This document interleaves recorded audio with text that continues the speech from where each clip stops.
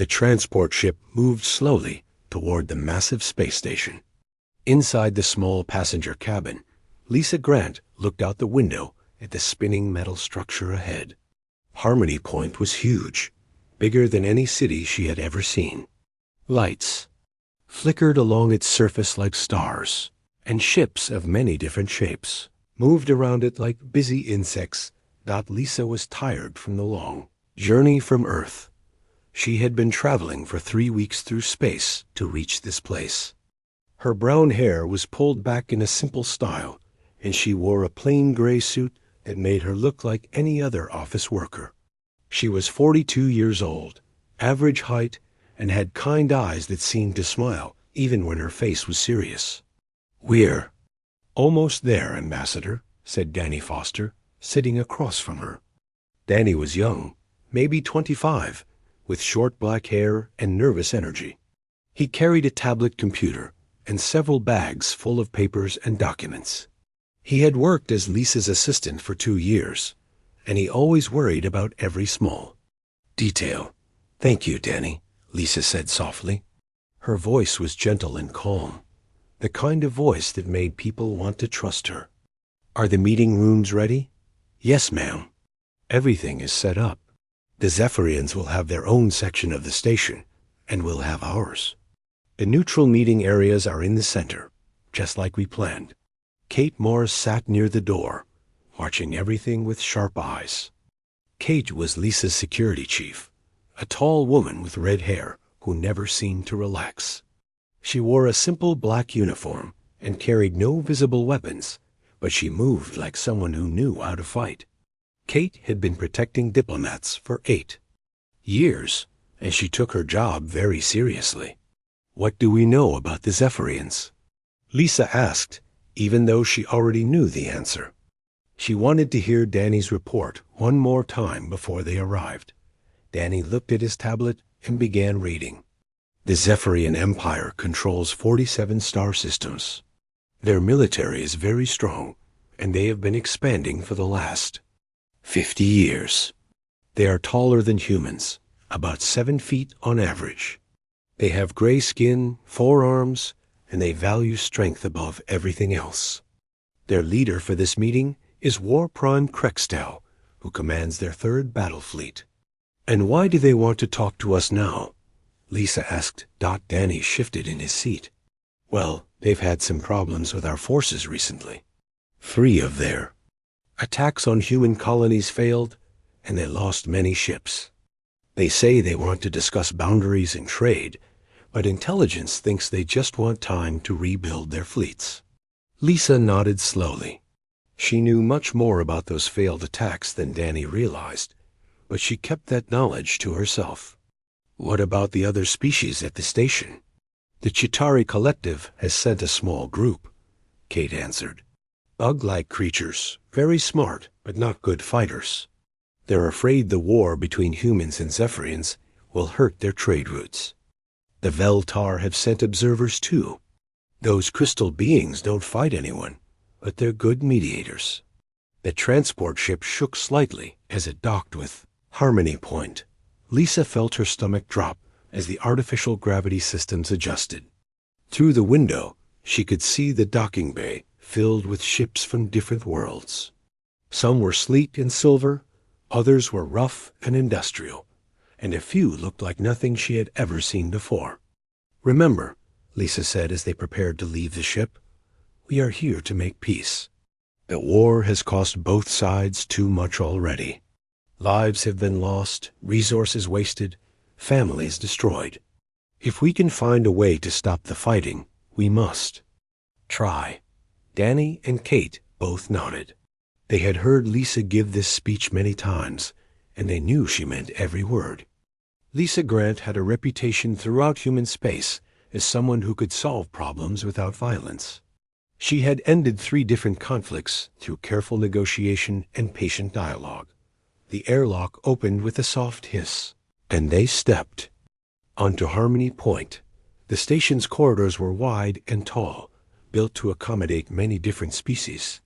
The air smelled slightly metallic, and Lisa could hear the constant hum of life support systems and the distant sound of alien voices. Station Commander Helen Wade was waiting for them. Helen was a middle-aged woman with gray hair and tired eyes. She had been running Harmony Point for 5 years, and the stress showed on her face.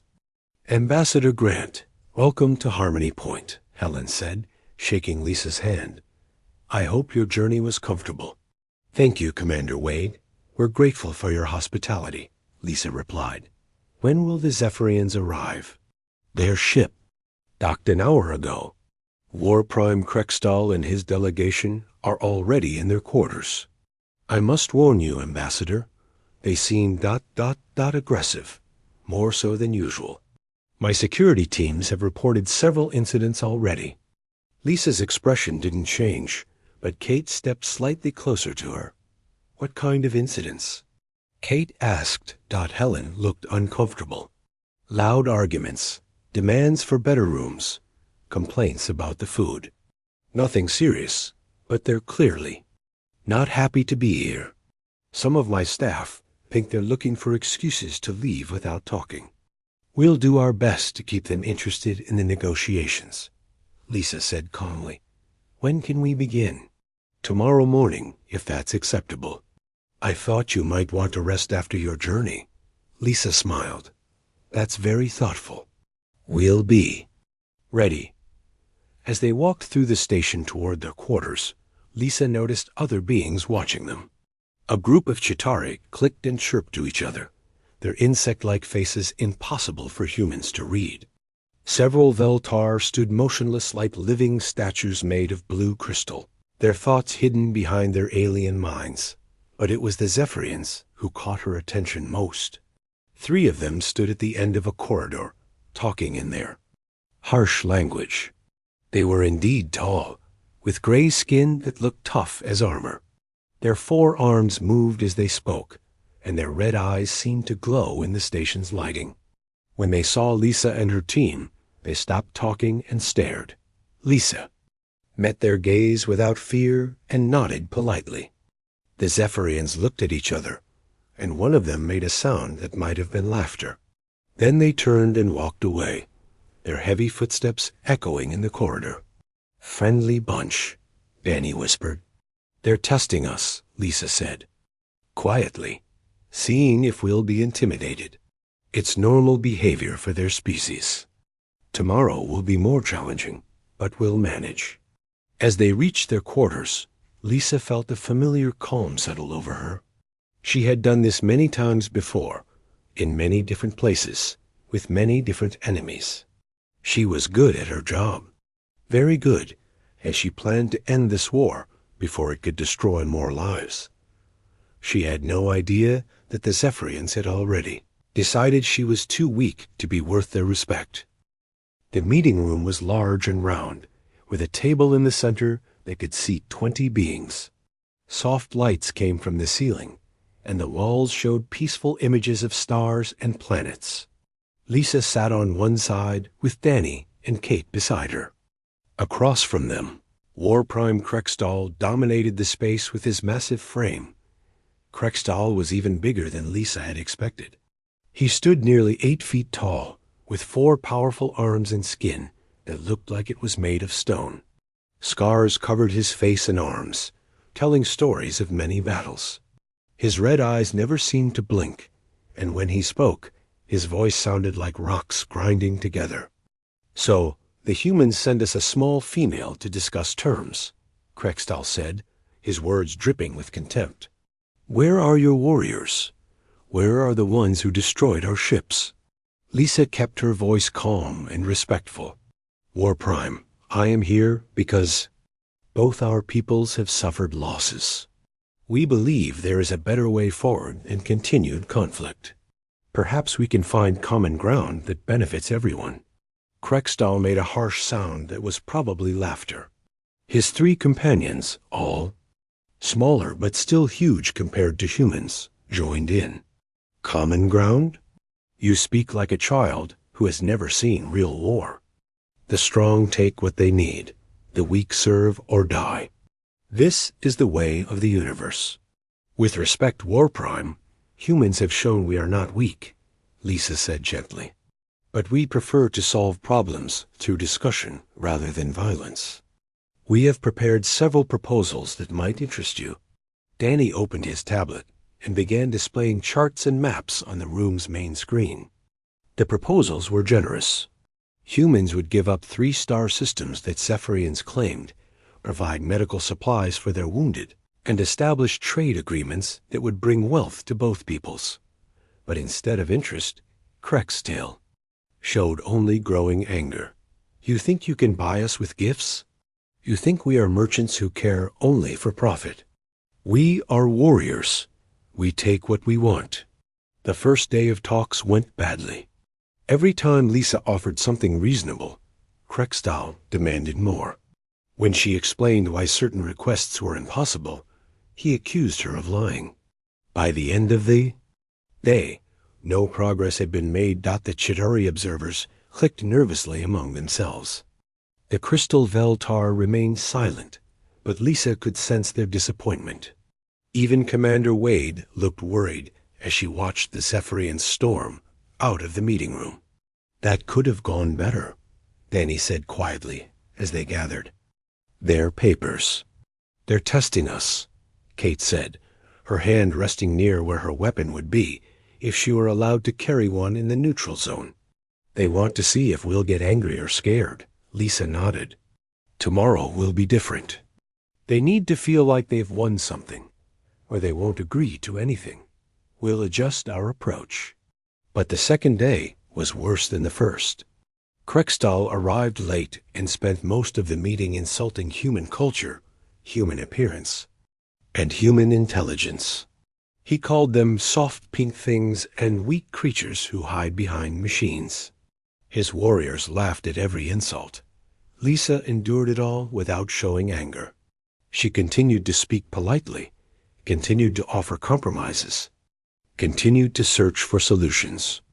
But inside, she was making different kinds of calculations. On the third day, Krextail's patience finally ran out completely. I am tired of this farce, he announced, standing up so fast his chair fell over. You waste my time with your pathetic offers. A real leader would have come here with demands, not gifts. A real species would take what they want by force. War Prime, please sit down. We can still find a way to. Lisa began. Silence, Krextail roared. I will not listen to more. Weak words from a weak creature. This meeting is over. When we return to our fleet, we will show you what real strength looks like. He turned to leave, but then stopped and looked back at Lisa. Something in his red eyes had changed, become more dangerous. Perhaps you need a lesson about Zephyrian strength before we go. The room went very quiet. The Chitauri observers moved toward the exits. The Veltar crystals began to glow with worry. Annie's face went pale, and Kate tensed like a spring ready to snap. War Prime. Commander Wade's voice came over the communication system. Please remember that this is a neutral station. All beings here are protected by. Your protection means nothing. Krextail snarled, cutting off the transmission. He nodded to his warriors, and they spread out to block the exits. Lisa remained seated, her hands folded calmly in her lap. She looked small and fragile compared to the giant aliens surrounding her. You should learn respect, Krextail said, walking around the table toward her. All humans should learn respect. I have always shown respect for your people and your culture, Lisa said quietly. I ask for the same courtesy in return. Krextail stopped directly in front of her chair. His forearms flexed, and Lisa could smell his alien scent, like metal and burning oil. Courtesy is earned through strength. You have shown no strength. What happened next took only seconds, but those seconds changed everything. Krextail's upper right arm moved like lightning, striking Lisa across the face with the back of his hand. The blow was so powerful, it knocked her from her chair to the floor. Blood ran from her nose and the corner of her mouth. Danny jumped up to help her, but one of the Zephyrian warriors grabbed him and shoved him against the wall. Kate started forward, but another warrior blocked her path. "Now you begin to understand," Krextal said, standing over Lisa as she lay on the floor. "This is what happens to weak things that pretend to be important." He kicked her in the stomach, and Lisa curled up in pain. But she didn't cry out, didn't beg, didn't show the fear that Krextal expected to see. She just looked up at him with those same calm eyes. More lessons are needed, Krextal decided. He gestured to his warriors, and they joined him in what they called education. For the next few minutes, they took turns hitting Lisa while she lay helpless on the floor. They were careful not to kill her, just hurt her badly enough to make their point. When they finally stopped, Lisa was covered in bruises and cuts, her gray suit torn and bloody. "Remember this lesson, little human," Krextal said as he prepared to leave. "Remember what happens when you pretend to be equal to your betters. Tell your people that the Zephyrian Empire will take what it wants, and there is nothing you can do to stop us." The 4 aliens left the meeting room, their heavy footsteps fading down the corridor. Danny immediately ran to Lisa, while Kate checked to make sure the Zephyrians were really gone. "Lisa, Lisa, can you hear me?" Danny's voice was shaking as he knelt beside her. Lisa opened her eyes and managed a weak smile. "I'm okay, Danny. Help me sit up." "We need to get you to the medical bay," Kate said, her face tight with controlled anger. "And we need to report this to Earth immediately." As Danny helped Lisa to her feet, she moved carefully, but without panic. Despite her injuries, there was something different about her now. The gentle diplomat seemed to be fading away, replaced by something harder and more dangerous. "Yes," Lisa said softly, wiping blood from her mouth. "We definitely need to make some calls." The Zephyrians had just made the biggest mistake in their species' history. They had attacked what they thought was a helpless human diplomat. They had no idea what they had actually done.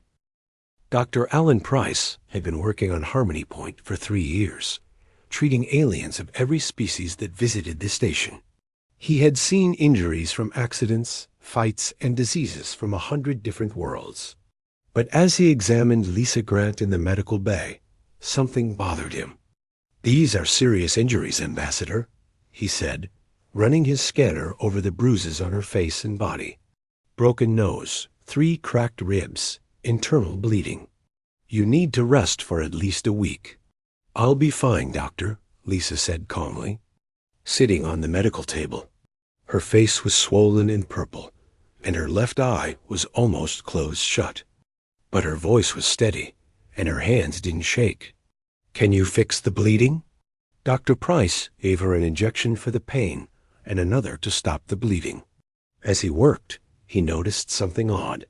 Lisa's heart rate and blood pressure were not what he expected from someone who had just been brutally beaten. Instead of the rapid pulse and high-stress hormones of a trauma victim, her vital signs showed the controlled responses of someone who had been through this before. "Many times.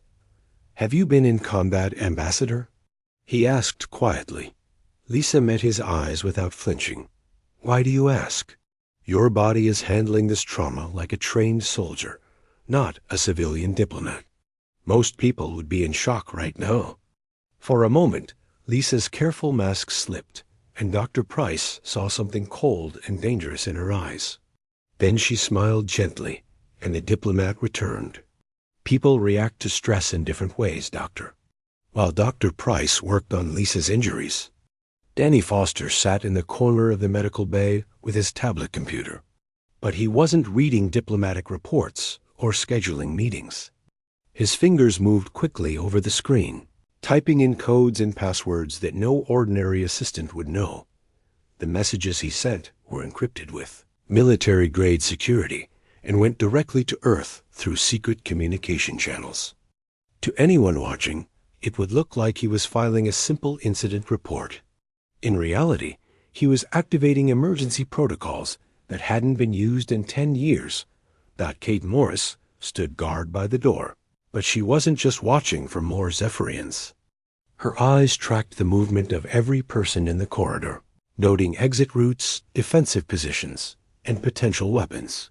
When Commander Wade arrived to check on Lisa, Kate's hand moved slightly toward her hip before she stopped herself. "This is an outrage," Commander Wade said, looking at Lisa's injuries. "I've already filed formal complaints with both the Galactic Trade Council and the Diplomatic Protection Agency.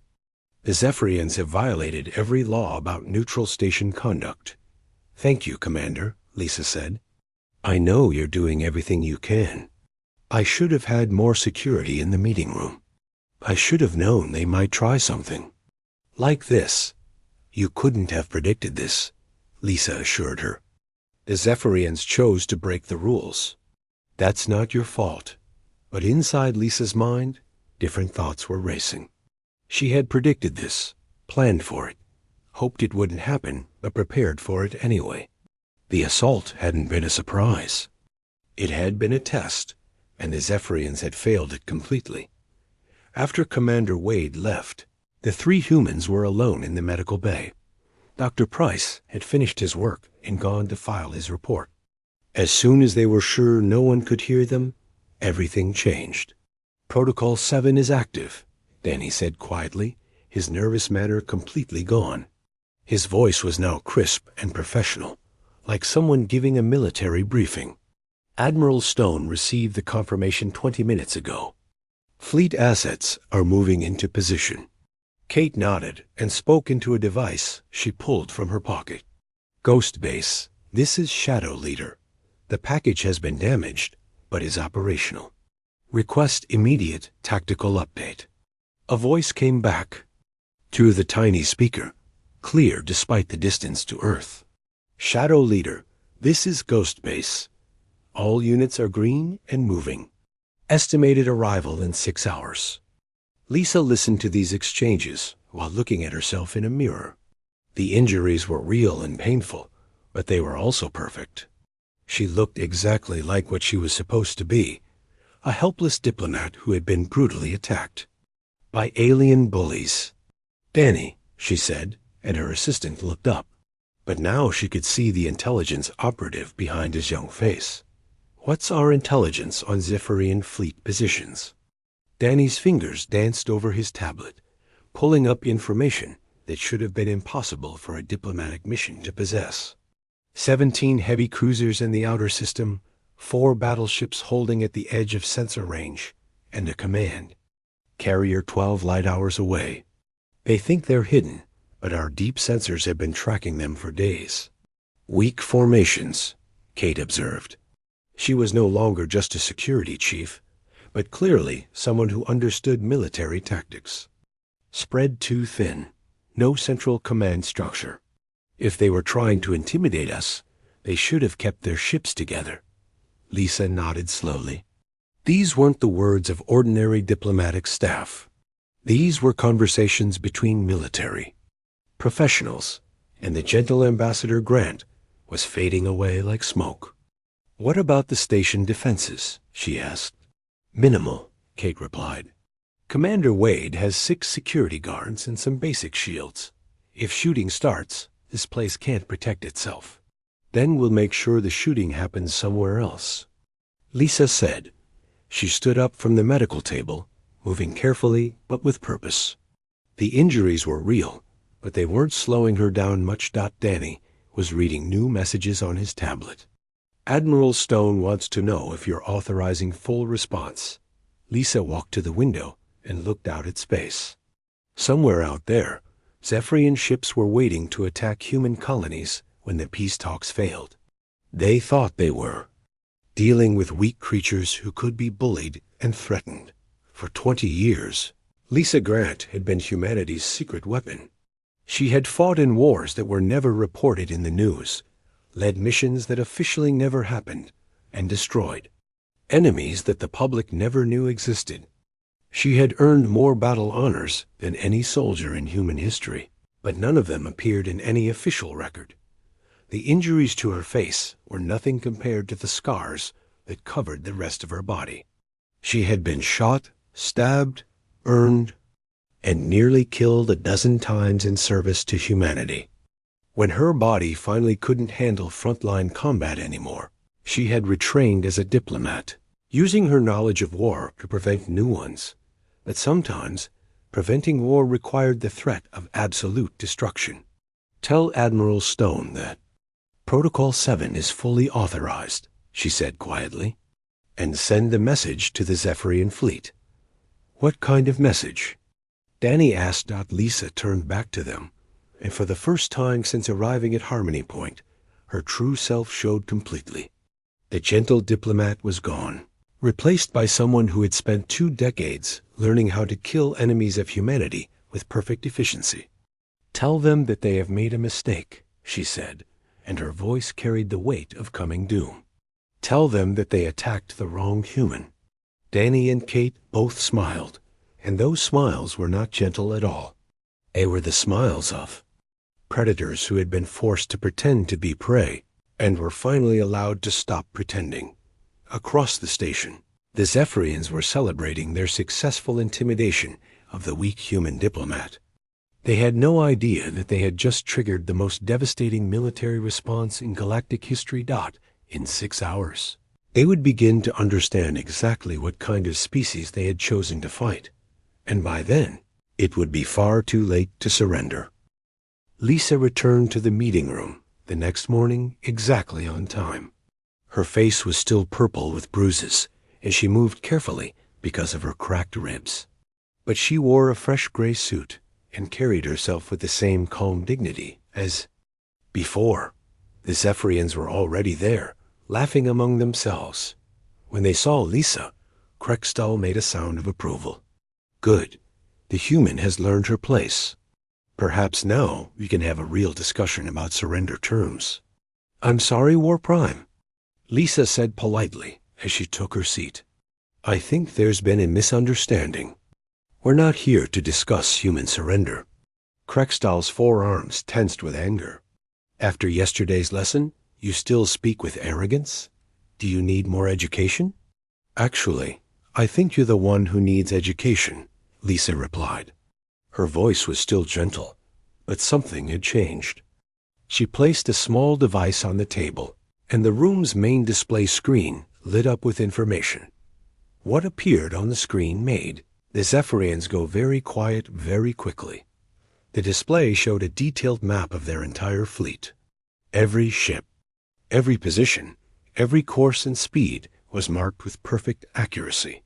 But that wasn't the scary part. The scary part was the targeting information that surrounded each vessel, precise calculations showing exactly how to destroy them. "This is impossible," whispered one of Krextal's warriors. "Our ships are hidden. Your primitive sensors cannot detect them." Lisa smiled, and for the first time, her smile was not gentle at all. "War Prime, let me introduce myself properly. I am Colonel Lisa Grant, former commander of the Ghost Battalion, winner of the Solar Cross with 3 clusters, and holder of more classified military decorations than I'm allowed to discuss in public." Danny Foster stood up beside her, and his nervous young assistant act disappeared completely. "I am Captain Daniel Foster, Human Intelligence Division, specialist in alien military systems and electronic warfare." Kate Morris moved to stand behind Lisa's chair, and her posture changed from protective to predatory. "I am Major Catherine Morris, Human Special Forces, Demolitions and Tactical Assault Specialist." The Zephyrians stared at them, finally beginning to understand that nothing was as it had seemed. "The 3 failed attacks on human colonies that brought you to this negotiation?" Lisa continued, her voice taking on the crisp tone of a military briefing. "I planned the defense of all 3. The tactics that destroyed your fleets were mine. The warriors you thought were lucky were my students." Krextal's red eyes widened with growing horror. You are the ghost of Titan's graveyard?" "I don't use that name myself, but yes. I was the commanding officer during that engagement." Lisa's finger traced across her tablet, and the display screen changed to show battle recordings. "Wood?" You like to see how we destroyed 47 Zephyrian ships in 36 minutes?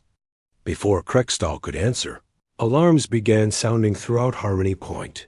The station's lights flickered as proximity sensors detected something massive approaching.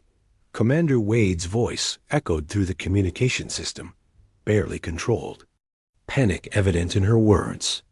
All personnel to emergency stations. Unknown vessels are decloaking throughout the system. I repeat, unknown vessels are decloaking. Lisa didn't look surprised. She glanced at her watch and nodded with satisfaction. Right on time. The meeting room's windows suddenly filled with light as 3 enormous ships appeared as if from nowhere. They were sleek and black, covered in weapons that had never been seen before by any alien species.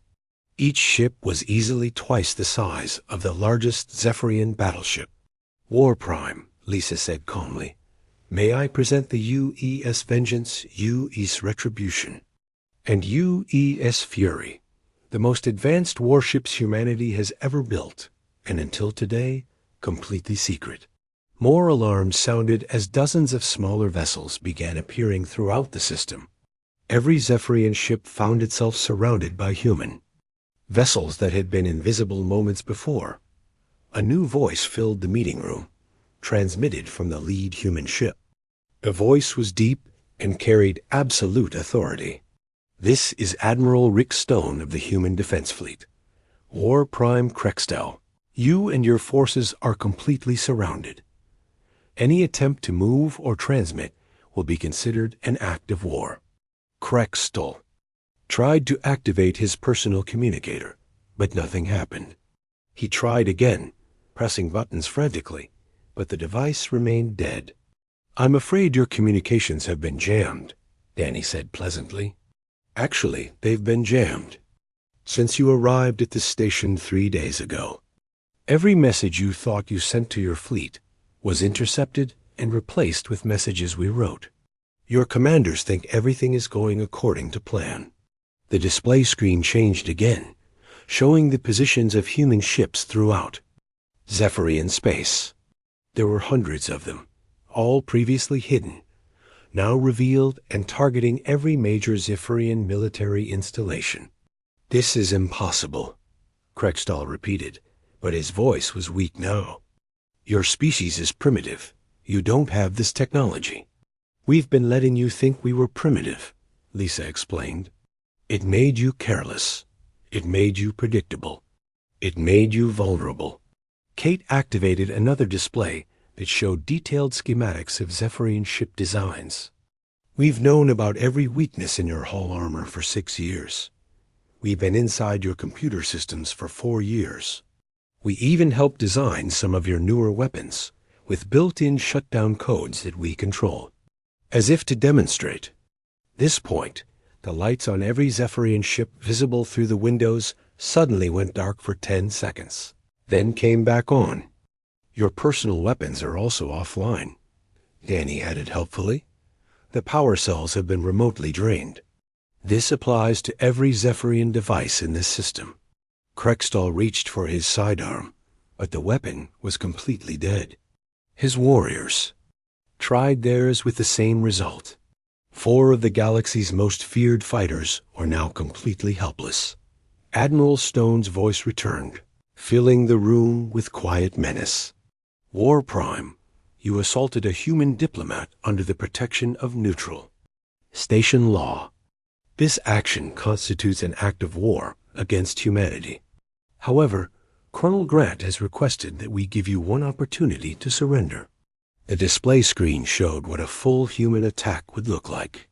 Mathematical projections demonstrated how every Zephyrian ship could be destroyed in less than 6 hours, how every military base could be eliminated in less than 2 days, how the entire Zephyrian Empire could be occupied within 1 week. The calculations were so detailed, so precise, that even a warrior species like the Zephyrians could not argue with their accuracy. You have a choice, War Prime, Lisa said, her injured face showing no emotion at all. You can surrender your empire to human authority and accept Protectorate status, with guarantees of fair treatment for your people. Or you can choose to fight, and we will demonstrate why humans are the apex predators of this galaxy. Krextal looked around the room at his helpless warriors, then out the window at his powerless fleet. Everything he thought he knew about humans had been wrong. Everything his species believed about strength and weakness had been shattered in a single moment. You're never here to negotiate, he said finally. Oh, but we were, Lisa replied. We genuinely hoped you would choose peace. We prepared generous terms, fair agreements, beneficial trade deals. We wanted to end this conflict without more death. She stood up, moving carefully because of her injuries, and walked to stand directly in front of the massive alien who had beaten her less than 24 hours ago.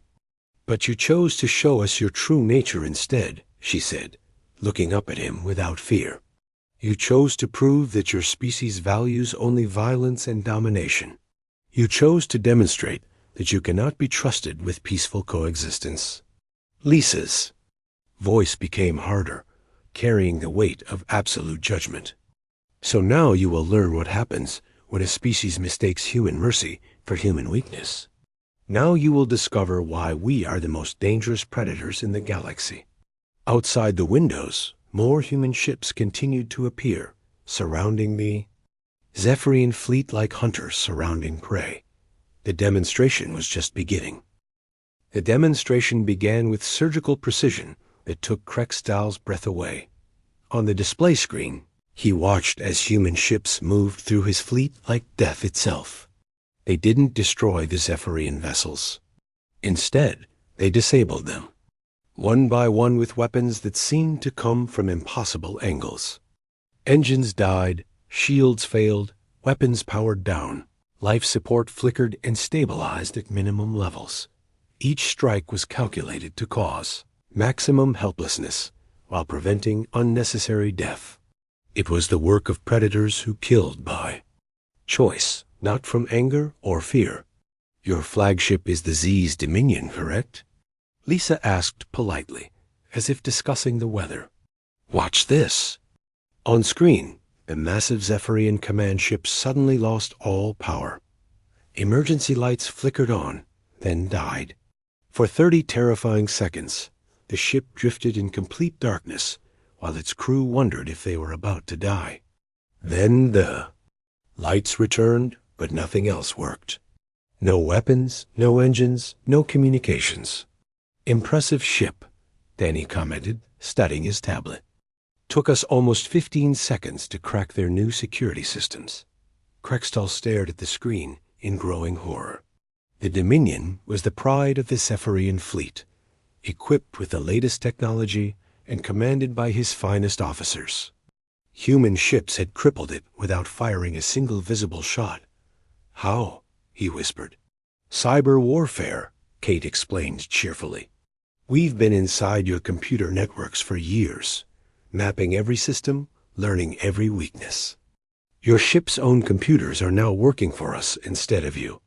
Lisa walked to the window and looked out at the disabled Zephyrian fleet. War Prime, your species has a saying, strength is the only truth. But you never understood what real strength looks like. She gestured toward the human ships, which moved through space with deadly grace. Real strength isn't about who can hit the hardest. It's about who can think the fastest, plan the deepest, and see the furthest ahead. It's about turning your enemy's power against them while they don't even know a battle has begun. Admiral Stone's voice filled the room again.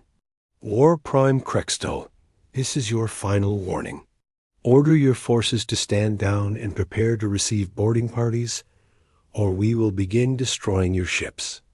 You have 60 seconds to decide. Krextal tried once more to reach his fleet, but his communications remained dead. He could only watch as his proud warriors sat helpless in their powerless ships, waiting to learn if they would live or die. 45 seconds, War Prime, Admiral Stone announced. The other alien species on Harmony Point were watching too.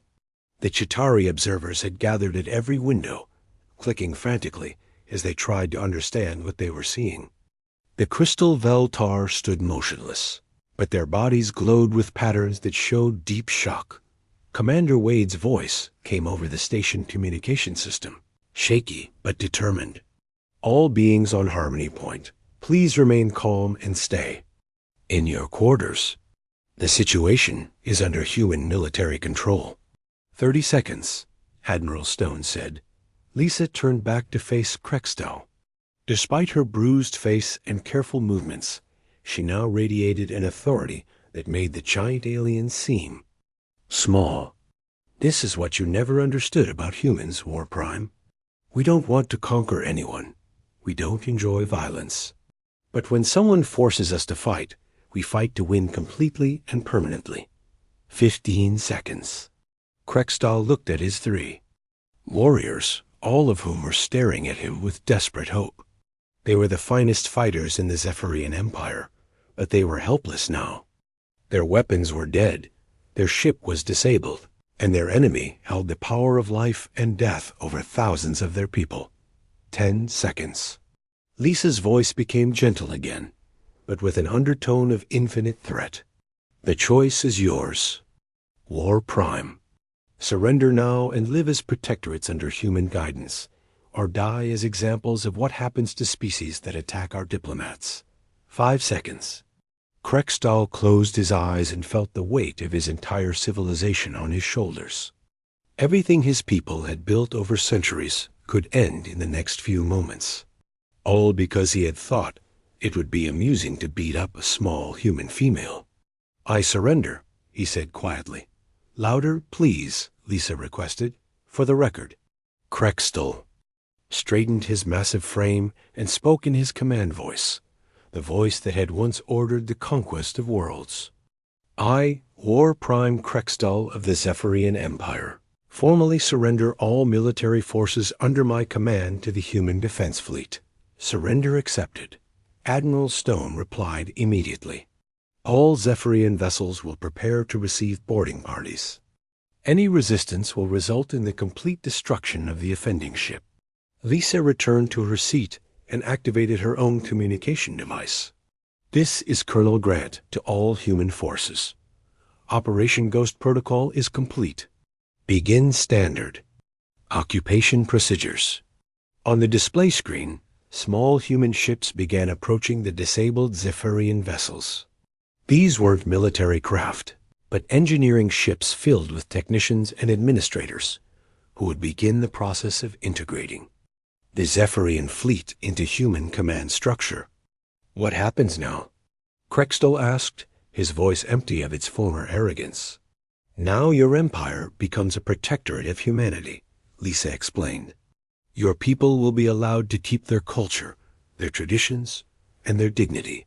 But your military will be disbanded. Your weapons technology will be controlled by human authorities, and your expansion into other species' territories will end permanently." Danny was reading updates on his tablet. "The operation is proceeding smoothly across all Zephyrian systems. No resistance has been encountered. Estimated time for complete military consolidation is 18 hours. Kate nodded with professional satisfaction. "Clean operation. Minimal casualties. Maximum effectiveness. The textbooks will study this one for decades." The Chitauri and Veltar observers were being allowed to record everything for their respective governments. Lisa wanted the galaxy to see exactly what happened. When someone attacked a human diplomat, the message needed to be clear and unmistakable. "Will you execute us?" Krextal asked, surprising everyone with the humble tone of his question. Lisa looked at him with something that might have been pity. "No, War Prime. You'll be taken to Earth for trial, but execution isn't our goal. We want you to live and serve. As an example, we want you to spend the rest of your life explaining to other species what you learned here."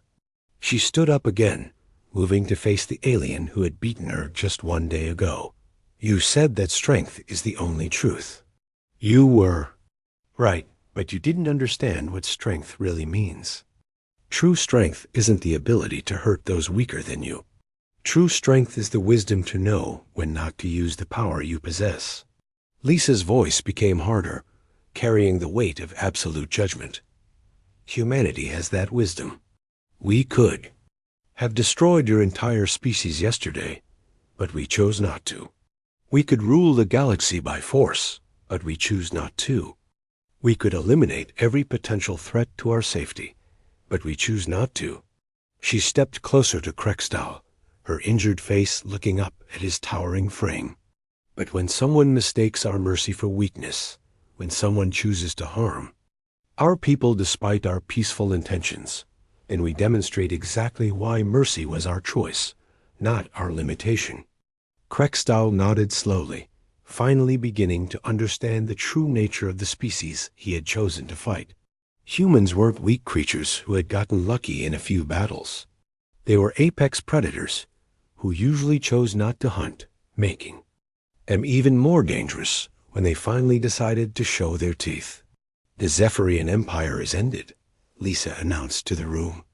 In its place will be the Zephyrian Protectorate, guided by human wisdom and protected by human strength. Your people will learn to live in peace with their neighbors, or they will learn what happens to those who refuse. Admiral Stone's final transmission filled the room. All objectives achieved. The galaxy is now a safer place for all peaceful species. Human forces will remain in position to ensure compliance with surrender terms. Lisa walked back to the window and looked out at the stars. Somewhere out there, other alien species were receiving reports of what had happened here. They would learn that the gentle humans who preferred trade to war, diplomacy to conquest, were also the most dangerous military force the galaxy had ever seen. The message would spread quickly. Attack a human diplomat at your own risk. Behind every human envoy stands the promise of humanity's wrath, and that wrath can reshape entire civilizations. As Krextal and his warriors were led away in restraints that they couldn't break, Lisa allowed herself a small smile of satisfaction. The war was over, the galaxy was safer, and the lesson had been taught. She hoped no other species would need to learn it the hard way. But if they did, humanity would be ready to teach them. Lisa Grant, the diplomat who preferred peace but excelled at war, had done her job once again, and the galaxy would remember this day for generations to come.